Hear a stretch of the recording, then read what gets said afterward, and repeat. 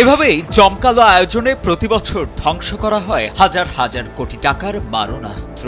বিভিন্ন বাহিনীর অভিযানে জব্দকৃত এই অস্ত্রগুলো নির্দিষ্ট সময় পরপর একত্রিত করে জনসম্মুখেই সম্পূর্ণ ধ্বংস করে ফেলা হয়। মূলত অপরাধ দমন এবং অস্ত্রের অবৈধ বিস্তার রোধে বিশ্বের অনেক দেশেই এই পদ্ধতিটিকে একটি কার্যকর কৌশল হিসেবে বিবেচনা করা হয়।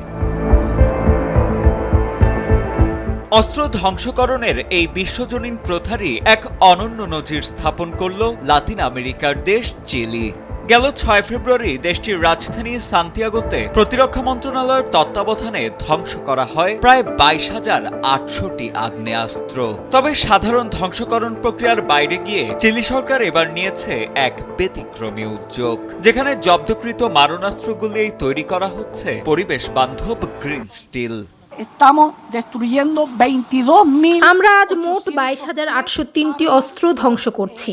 সরকারের সম্মিলিত প্রচেষ্টায় কেবল এই এক বছরেই ৯০,০০০-এরও বেশি অস্ত্র ধ্বংস করা হয়েছে, যা চিলিতে গণতন্ত্র ফেরার পর থেকে এ পর্যন্ত ধ্বংস করা মোট অস্ত্রের ১/৩।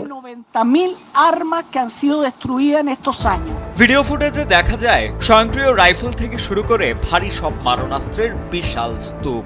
শক্তিশালী ম্যাগনেট মেশিনের সাহায্যে মরণঘাতী অস্ত্রগুলো তুলে নেওয়া হচ্ছে আগুনের লেলিহান চুল্লিতে, যেখানে মুহূর্তেই সেগুলো গলে রূপ নিচ্ছে উত্তপ্ত ধাতব লাভায়।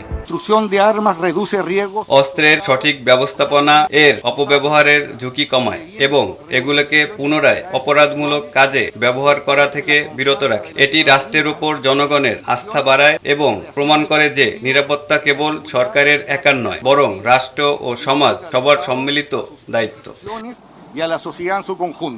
সরকারি কর্মকর্তারা জানান, বিশেষ প্রক্রিয়ায় মারণাস্ত্র গলিয়ে পাওয়া এসব ধাতু দিয়ে বিভিন্ন স্কুল ভবন এবং বিশেষ চাহিদা সম্পন্ন শিশুদের জন্য গড়ে তোলা হবে শিক্ষা প্রতিষ্ঠান।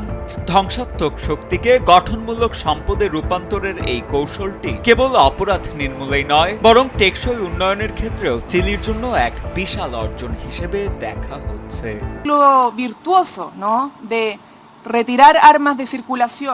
অপরাধ দমনে আমরা অস্ত্রগুলো ধ্বংস করছি, আর সেই গলানো ইস্পাত দিয়েই তৈরি হচ্ছে বিশেষ চাহিদা সম্পন্ন শিশুদের জন্য নতুন স্কুল।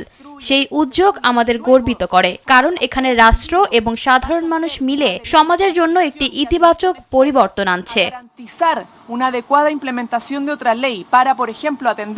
রাষ্ট্রীয় নিরাপত্তা, পরিবেশ রক্ষা এবং সামাজিক উন্নয়ন, এই তিনের সমন্বয়ে চিলির এই উদ্যোগ এখন বিশ্বজুড়ে প্রশংসিত। ধ্বংসাত্মক শক্তিকে ইতিবাচক সম্পদে রূপান্তরের এমন উদ্যোগ কেবল দৃষ্টান্তমূলকই নয়, বরং নিরাপদ পৃথিবী গড়ার লড়াইয়ে এক অনন্য মাইলফলক বলেই মনে করছেন বিশ্লেষকরা। সাজিদ আনিল, ডেস্ক রিপোর্ট, সময়ের আলো।